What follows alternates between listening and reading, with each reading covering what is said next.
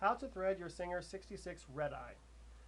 From the back side of your spool to your first eyelet, down through your tension plates, pull up past your spring until it's in place, come down through your regulator, and then pull up. Then you'll go through your first eyelet,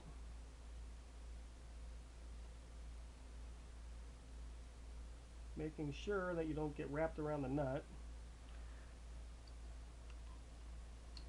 to the center eyelet. Then above your needle there will be another eyelet,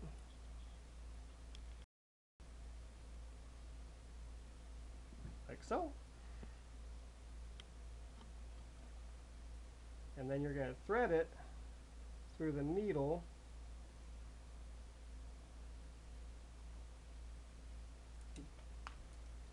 from left to right. Then you'll go up and down once with your needle to take up